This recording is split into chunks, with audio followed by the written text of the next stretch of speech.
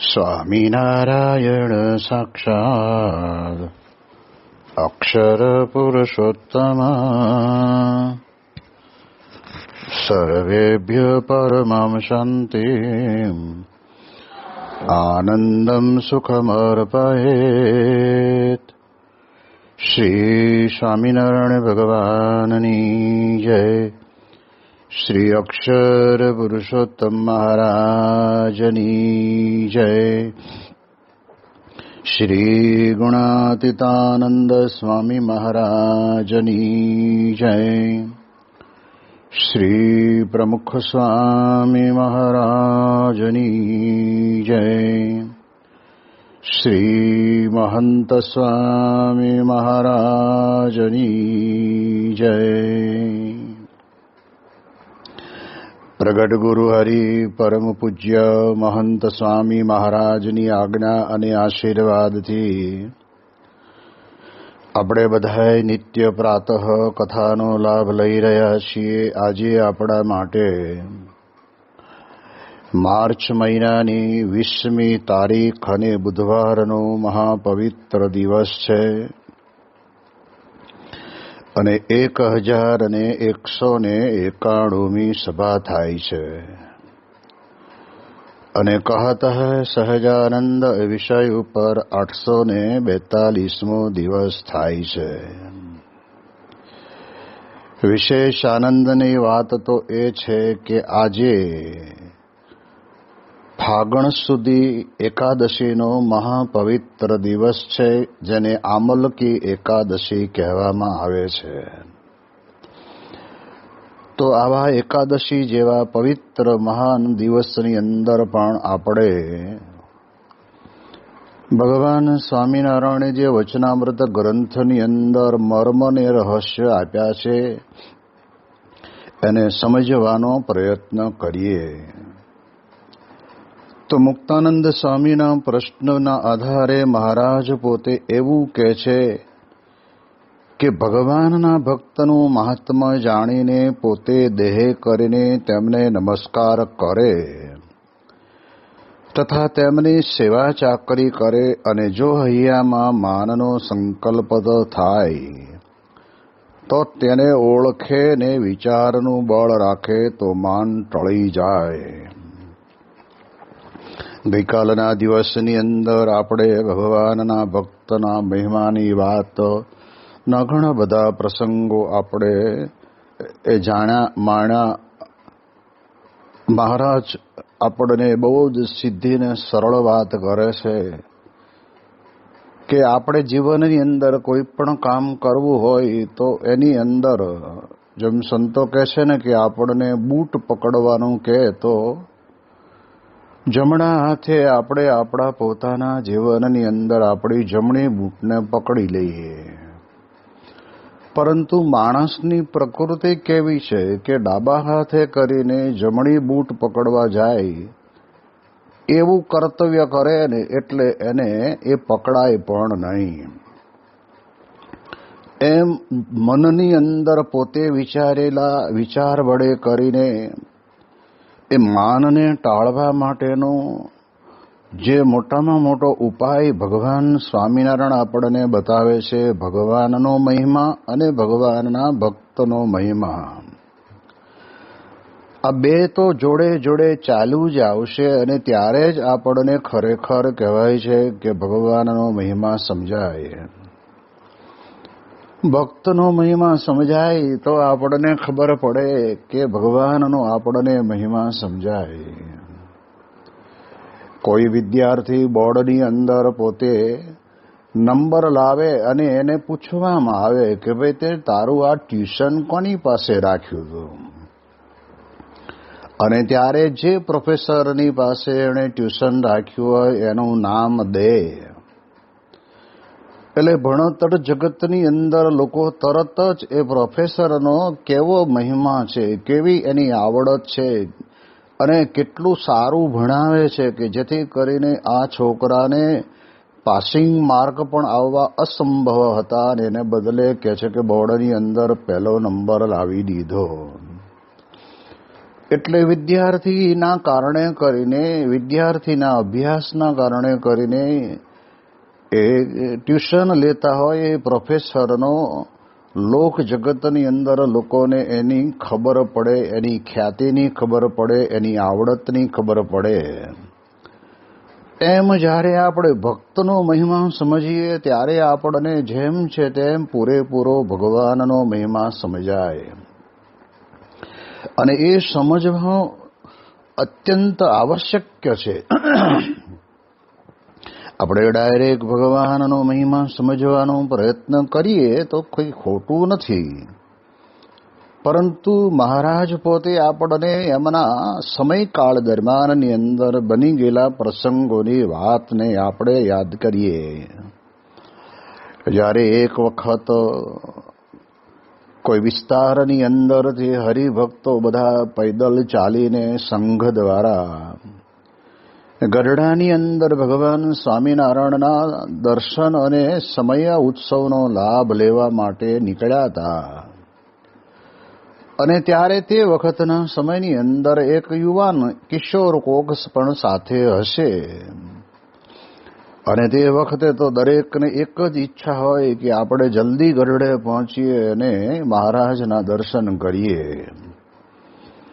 વાસ્તવિક વાત સાચી છે, એ હોવું જોઈએ.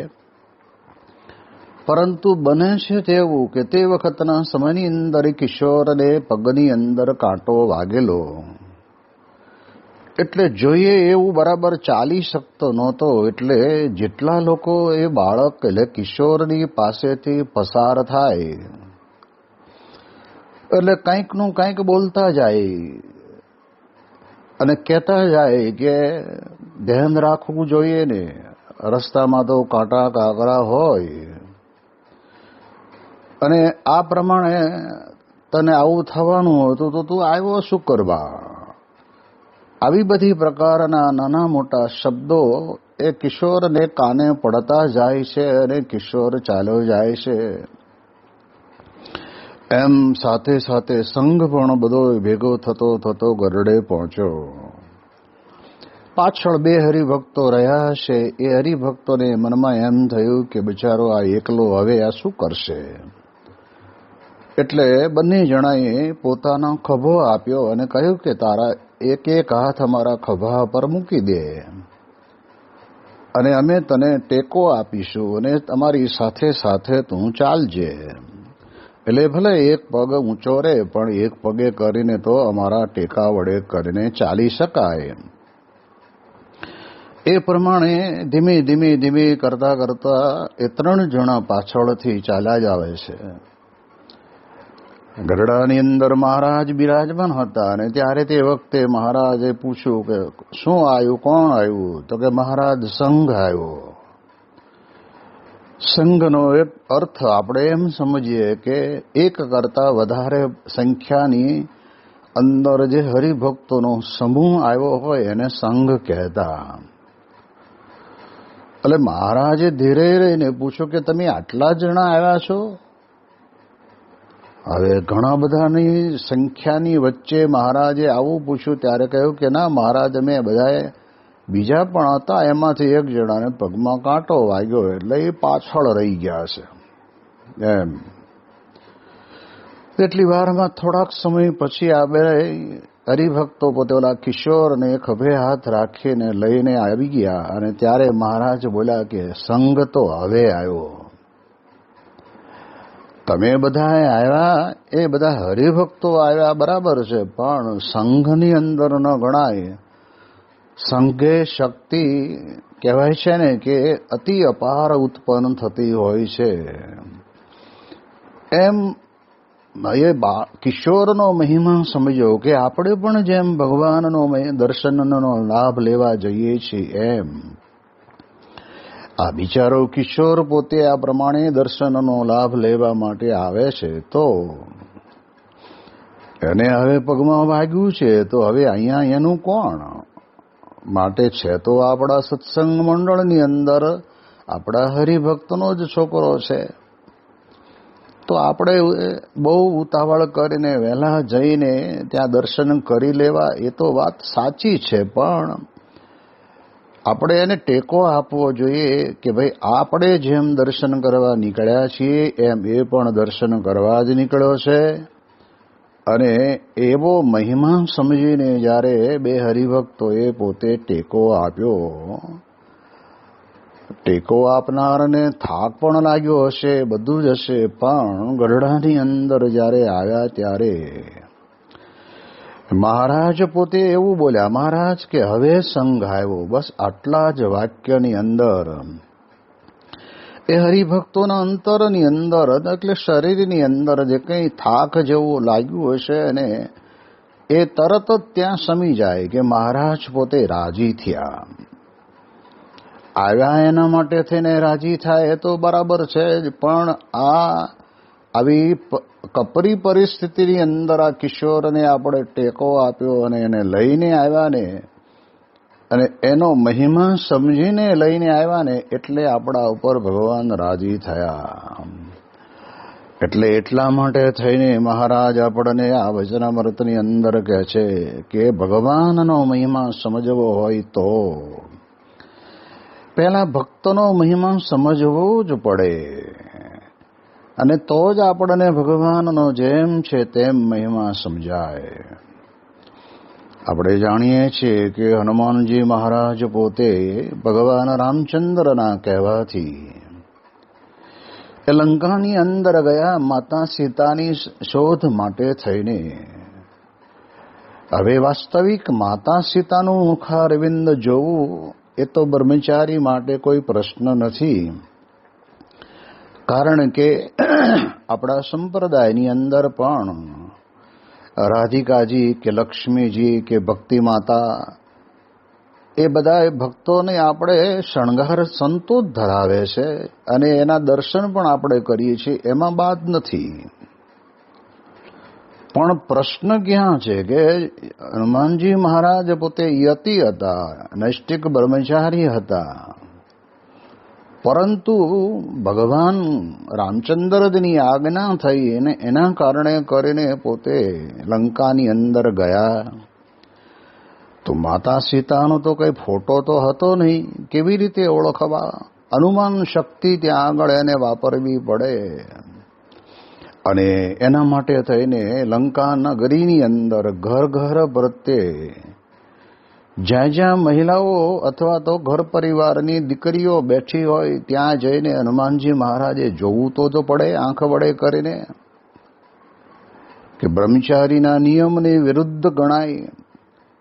પણ છતાંય એમણે જોયું. જોયા પછી આખી લંકા નગરીની અંદર બધી જગ્યાએ આંટો માર્યો, અને ત્યારે તે વખતના સમયની અંદર કેટલા બધા લંકામાં રહેનારા યુવાન બેન દીકરીઓના મોઢા સામું જોવું પડ્યું હશે કે આ હશે સીતા માતા. ત્યારે હનુમાનજી મહારાજે વિચાર કર્યો કે સીતા માતાનું એક અનુમાન તો આપણે એવું કરી શકીએ કે પોતાના પતિના વિરહની અંદર એ દુખી હોય અને ભગ્ન હૃદયે પેતે બેઠા હોય, એક રામનો જ વિચાર આવતો હોય, એવો અંતરની અંદર એને ભાવના હોય. આ તો બધા એ પોતપોતાના ઘરની અંદર તાળીઓ દઈને હિસકારીઓ મારે છે,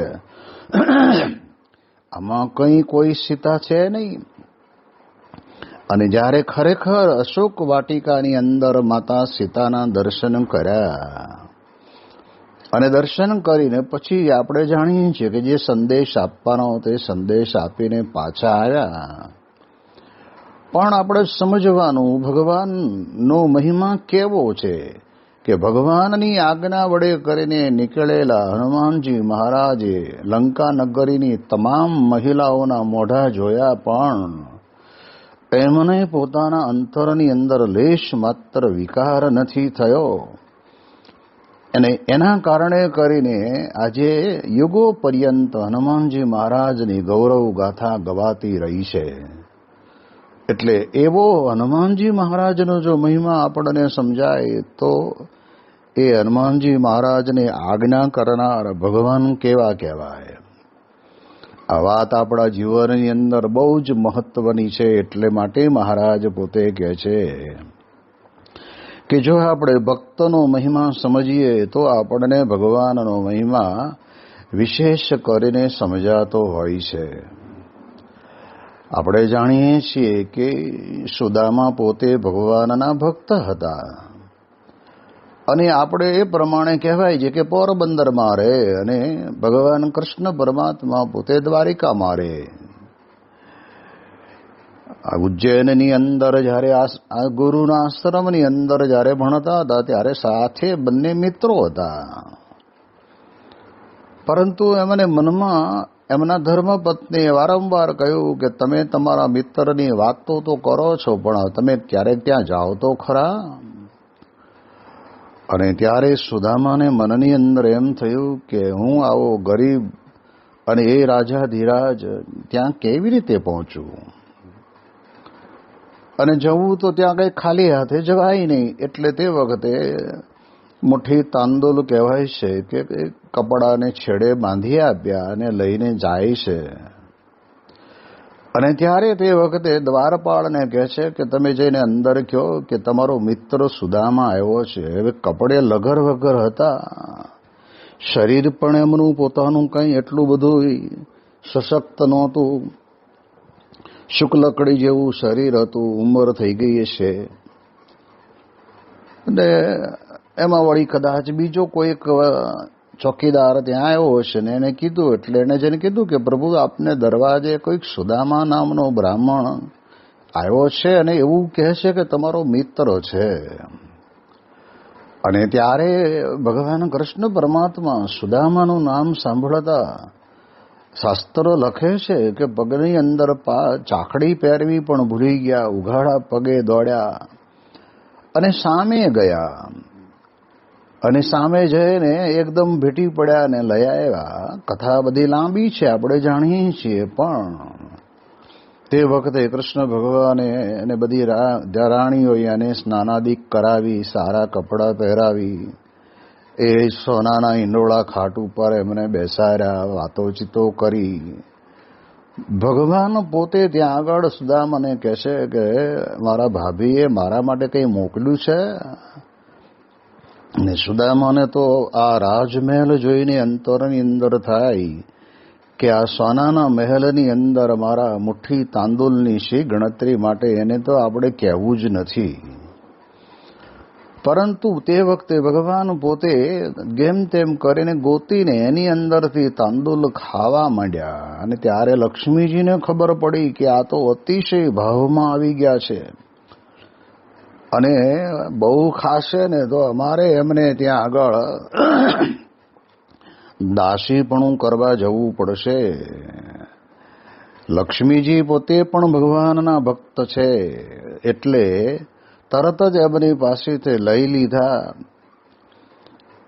તો આપણે આમાં સમજવાનું એ છે કે ભગવાન કૃષ્ણ પરમાત્મા પોતે ભગવાન છે, એનો મહિમા સમજવા માટે થઈને સુદામાના મુઠ્ઠી તાંદુલની અંદરથી થોડાક ખાધા ને એમાં પોરબંદરની અંદર એમના ઘરના સ્થાન ઉપર સરસ મજાના કંચનના મોલ કરી દીધા, કહેતા સારું મકાન બનાવી આપ્યું. ભગવાનને તો એ ભગવાનનું ભગવાનપણું છે. એટલે આ પ્રમાણે જ્યારે ભક્તનો મહિમા સમજીએ ને ત્યારે જ ભગવાનનો મહિમા સમજાય કે ભગવાન પોતે પણ ભક્ત માટે થઈને અને એટલા જ માટે કહે છે ને કે નહીં રે જાણેલી કદી, નહીં રે માણેલી એવી કૃષ્ણ સુદામાની જોડી. 16,108 ભટરાણીઓ પોતાના રાજ્યની અંદર હતા, કંઈ નહોતા એવું નહીં, પણ એ ભક્તના પ્રેમ ઉપર ભગવાનનો મહિમા આપણને સમજાય કે રાજાધિરાજ પોતે આ પ્રકારે આવા ગરીબ બ્રાહ્મણની સાથે આવી રીતે બેસે અને આવી રીતે વાતોચીતો કરે, એ મહિમા એમાંથી સમજાય છે. એટલે મૂળ વાત આવે છે કે જ્યારે આપણને પહેલો ભક્તનો મહિમા સમજાશે ને એટલે આપણને ભગવાનનો મહિમા ઓટોમેટિક સમજાશે જ. એટલે એટલા માટે થઈને ઘણી વખત સંતો વાત કરે ને કે ઘણા બાળકો એટલા સંસ્કારી હોય તો એ બાળકોને એની સંસ્કારીપણાનું જે કાર્ય છે એ પોતાને કોઈક હરિભક્તોને કોઈકને એમ નજરે આવે ને ત્યારે એ બાળકના પિતાને કહે કે તમારો છોકરો બહુ સંસ્કારી હો. વાણી વિવેક એવો, બધાને જય સ્વામિનારાયણ કરવા, નમસ્કાર કરવા, ચરણ સ્પર્શ કરવો, વડીલો હોય ને પંચાંગ પ્રણામ કરવા. આ તમારા છોકરા ઉપરથી અમને ખબર પડે કે તમારા પરિવારની અંદર, તમારા પરિવારમાં દાદા દાદી બધા સંસ્કારી જ હોય. અને વાસ્તવિક એ તો જ વેલો લાંબો ચાલે. પણ સંસ્કાર વગરનું પરિવાર હોય ને એને ત્યાં આગળ તો એ ગાંડા જ ગદોડતા હોય. એમ આપણે સત્સંગની અંદર જ્યારે આવ્યા છીએ ત્યારે આપણા જીવનની અંદર આપણે એટલું જ વિચારવાનું કે આપણે જેટલો ભગવાનના ભક્તનો મહિમા જાણશું અને પછી મહિમા સમજીને નમસ્કાર કરશું. યોગીજી મહારાજની સાથે 1967ની સાલમાં ત્યાં આગળ જુનાગઢની અંદર ઈગલ ફેક્ટરીમાં પારાયણ હતી અને પ્રમુખ સ્વામી અને નિર્મુક્ત સ્વામી બે કથા વાંચતા હતા. અને તે વખતે પહેલો વહેલો એક 14 વર્ષની ઉંમર મારી અને કિશોર તરીકે ત્યાં આગળ યોગીજી મહારાજનો લાભ લેવા માટે સાથે વિચરણમાં જોડાયેલો. અને ત્યારે બાપા પોતે ત્યાં 7 દિવસ રોકાયા. એ દરમિયાનની અંદર બાપાને સ્નાન કરાવવાના, સવાર સાંજ 2 ટાઈમ લાભ મળતો, ઉપવાસનો પણ લાભ આપેલો. પણ સ્વામીને મનની અંદર એવું હતું કે આપણે જે જુનાગઢની અંદર ગુરુ કૃષ્ણચરણદાસ સ્વામીના હયાતીની અંદર ગુણાતીતાનંદ સ્વામીના પ્રસાદીના સ્થાનની અંદર રહ્યા હતા તો ત્યાં આપણે દર્શન કરવા તો જવું જ, અને બધે જતા પણ ખરા. પણ તે વખતે મજેવડી દરવાજેથી યોગીજી મહારાજનું દબદબાપૂર્વક સ્વાગત પણ કરવામાં આવ્યું. અને એ સ્વાગત યાત્રાની સાથે સાથે ત્યાં આગળ ગુણાતીતાનંદ સ્વામીના પ્રસાદીના એ મંદિર સભા મંડપની અંદર દર્શન કરવા જવાનો અવસર પ્રાપ્ત થયો.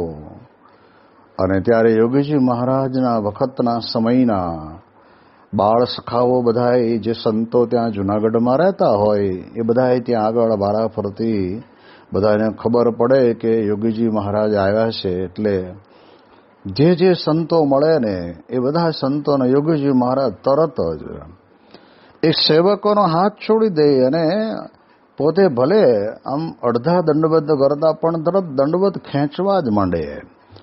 અને ખાલી દેખાવ માટે નહીં, એ એમ સમજીને કે આ અક્ષર બ્રહ્મ ગુણાતીતાનંદ સ્વામીના પાદારવિંદથી પવિત્ર બનેલી આ હવેલી, આ સભા મંડપ, આ મંદિર અને એની અંદર રહેતા આ બધા સંતો, અમારા સમયકાળ દરમિયાનના અમારા સખા, અમારા મિત્ર, સમદીક્ષિત ગણાય એવા સંતોને બધાને જઈને ત્યાં આગળ તે વખતે દંડવત કરે ને ત્યારે મહિમાથી કરતા. ત્યારે આપણને ખ્યાલ આવે કે યોગીજી મહારાજ પોતે નમે છે એ શેને નમે છે? તો કહેવાય છે કે અક્ષર બ્રહ્મ ગુણાતીતાનંદ સ્વામીના સંબંધને પામેલા સ્થાનમાં રહેનારા એ સંતો ભક્તોને નમસ્કાર કરે છે. અને એ નમસ્કાર કરે છે એટલે બધાના મનની અંદર એક જ ભાવના હતી કે જોગી આવ્યા, જોગી આવ્યા. અને એમનો પૂર્વ ઇતિહાસ પણ આપણને કહે છે ને કે જ્યારે એ પોતે જુનાગઢમાં રહેતા ત્યારે એ પાર્ષદ તરીકે હતા ત્યારે ગૌશાળાની ગાયો ભેંસો ચરાવવા માટે ગિરનારની તળેટીમાં જતા. તો સંતોએ અમને, વડીલ સંતોએ કીર્તન અને વચનામૃત મોઢે કરવાનું કહ્યું હોય એ મુખપાઠ પણ કરતા જાય. અને એક બાજુ ગાયો ભેંસો ચરતી હોય, બીજી બાજુ પોતે સરસ મજાનું ચપ્પુ કે એવું કંઈ લઈ અને દાંતણ કાપે. 200 દાંતણ કાપીને એક એકની અંદર આડી અવળી ગાંઠો હોય કાઢી નાખી અને જોડી તૈયાર કરે. અને સાંજે જ્યારે પાછા આવે ત્યારે લેતા આવે. લેતા તો આવે એ તો બરાબર છે, પણ દરેક સંતને આસને આસને જઈને જે સંતને જેવી રુચિવાળું દાંતણ જોઈએ, કોઈકને વળી પાતળું જોઈએ, કોઈકને આગળ જાડું, પછી છેડે પાતળું, એવું જે કંઈ જોતું હોય એવા દાંતણ બધાના એક એકના આસને મૂકી આવતા. અને એમણે પછી ભાગવતી દીક્ષા લીધી ત્યારે રસોડાની સેવા છે, કલઈ કરવાની સેવા છે, આ બધું યોગીજી મહારાજ પોતે ત્યાં આગળ હસતા મુખે કરતા ને એટલે બધાને એમ થયું કે જોગી એટલે જોગીઓ. અને જ્યારે શાસ્ત્રીજી મહારાજની સાથે ભળવાનું નક્કી થયું અને ગાડું આવ્યું અને તે વખતે બધા જ ગાડામાં બેસી ગયેલા. યોગીજી મહારાજને પોતાને મનની અંદર વિચાર આવ્યો કે ગુણાતીતાનંદ સ્વામીના પૂજેલા પ્રસાદીના આપણા મંડળના હરિકૃષ્ણ મહારાજ, એને આપણે સાથે લઈ જઈએ, કારણ કે આપણે પણ એમની ઘણા સમય સુધી સેવા કરી છે. અને દોડીને એ ગાડામાંથી ઉતરીને લઈ આવ્યા. ત્યારે બધા જ સંતો કહેતા કે જોગી, બીજા બધા સંતોને જવું હોય તો ભલે જાય, પણ તમે રોકાઈ જાઓ. આ કેમ? એનું કારણ તો આપણે જાણીએ છીએ કે એમને પહેલેથી જ નિર્માનીપણું, ભગવાનના ભક્તનો મહિમા એવો જેમના અંતરની અંદર સતત વિચાર રહ્યા કરતો અને કરતા. એટલે એ દ્રષ્ટિથી ગોંડલની અંદર જેટલા હરિભક્તો આવે ને એ હરિભક્તોને યોગીજી મહારાજ પોતે કૃષ્ણકાંત બ્રહ્મભટ્ટ અને હર્ષદભાઈ ચાવડા એ બે યોગીજી મહારાજના અતિશય રાજીપાવાળા જંબુરિયા કહેવાય. અને એને બાપા એમને કહેલું કે તમારે દરેક હરિભક્તો આવે એને પોતપોતાના ઓરડે સવારે ગરમ પાણી પહોંચાડવું, નાહી ધોઈને પૂજાપાઠ કરી લે એટલે ચા પાણી નાસ્તો પહોંચાડવો, અને કદાચ ચાલી ન શકે એમ હોય ને તો દર્શને આવતા હોય તો તમારે અહીંયા સભા મંડપ સુધી હાથ પકડીને મૂકી જવા. એ આપણે જાણીએ છીએ કે એ જમાનાની અંદર એ સમયમાં રાય સાહેબ કરીને પણ એક જેને કહેવાય કે સત્સંગી આપણા મંદિરમાં જ રહેતા હતા. અને ત્યારે યોગીજી મહારાજ પોતે સામે ચાલીને તે વખતના સમયની અંદર એમની રૂમે દર્શન આપવા માટે વધાર્યા. અને જઈને ત્યાં બેઠા, રાય સાહેબની જોડે બધી વાતોચીતો કરી, કંઈક જોતું કરતું હોય તો કહેજો. આ ભગવાનના ભક્તનો મહિમા જે સમજીએ અને ત્યારે યોગી મહારાજને અંતરમાં કેટલો આનંદ રહેતો હતો. બોચાસણની અંદર જ્યારે આવ્યા ત્યારે તે વખતે અક્ષર સ્વામી પોતે બીમાર હતા. એટલે યોગીજી મહારાજને ખબર પડી કે લાવો આ તો શાસ્ત્રીજી મહારાજના વખતના સંત. અને ગયા અને બેઠા, દંડવત કર્યા અને કહ્યું કે કાંઈ તકલીફ હોય તો કહેજો. ત્યારે તે વખતના સમયની અંદર યોગીજી મહારાજને એવું કહ્યું કે જોગી, સેવામાં કોઈક સારો સાધુ હોય ને તો મૂકો, કારણ કે મારે ગમે ત્યારે શૌચ વિધિ જવું પડે છે, કપડાં બધા બગડે છે અને એ બધું કોઈ કરે નહીં. અને ત્યારે યોગીજી મહારાજે પોતે વિચાર કર્યો, કારણ કે પોતાની જ સેવાની અંદર આવવાના હતા પૂજ્ય બાલમુકુંદ સ્વામી. તો બાપાએ એવો વિચાર કર્યો કે આ શાસ્ત્રીજી મહારાજના આ ઉપાસનાના કાર્યની અંદર રાત દિવસ જેમણે કારખાનાની અંદર સેવા કરી છે, એવા સંતને તકલીફ હોય તો મારે ભલે તકલીફ વેઠવી પડે, પણ એમની સેવામાં. અને તરત જ યોગીજી મહારાજ પણ પોતે બાલમુકુંદ સ્વામી ઉપર એટલો બધો વિશ્વાસ ધરાવતા કે હું કહીશ તો ના નહીં પાડે. હા, દેશમાં વિચરણ કરવાનું હોય તો બરાબર છે. આ તો પહેલી જ વખત કહેવાય છે કે આફ્રિકા જવાનું હતું અને પાસપોર્ટ આદિ બધું તૈયાર થઈ ગયેલું હતું. અને તે વખતે બાલમુકુંદ સ્વામીને વાત કરી કે ભલે બાપા, આપ જેમ આજ્ઞા કરો એમ. અને પછી એમની જે સેવા કરીને એનાથી યોગીજી મહારાજ ખૂબ રાજી થયા. શાસ્ત્રીજી મહારાજના સંબંધને પામેલા સંતને આવી તકલીફ, અને એ તકલીફની અંદર પોતાની તકલીફ ગણ્યા વગર આ પ્રમાણે સેવાની અંદર જોડી દીધા ને એ એમના અંતરની અંદર કેટલો બધો મહિમા. એટલે ભગવાનના ભક્તનો મહિમા જ્યારે સમજાય ત્યારે આપણને ભગવાનનો પછી મહિમા સમજાય. અને પછી આપણને કહેવાય છે કે એ નમવાનું મન થાય. એવા ભક્તને નમીએ તો ખરેખર અંતરની અંદર આપણને બધાને આનંદ આવે. જેમ મહારાજના પ્રસાદીના સ્થાનોને આપણે દંડવત કરીએ છીએ, તો પછી ભગવાન અને ભગવાનના પરમ એકાંતિક સત્પુરુષના સંબંધને પામેલા હોય એને એમણે એ સંતે સામેને રાજી કર્યા હોય, પ્રકૃતિ ગમે તે હોય, પણ આપણે એને દંડવત કરી અને આપણે રાજીપો ન મેળવીએ, નિર્માનીપણે આપણે એમની સામે આપણે વિચાર કરીને એમના ગુણ ન મેળવીએ. માટે મહારાજ આપણને વાત કરે છે કે આ પ્રમાણે નમતો રહે. અને વિશેષ વાતો આપણે આવતીકાલે કરીશું. શ્રી સ્વામિનારાયણ ભગવાનની જય.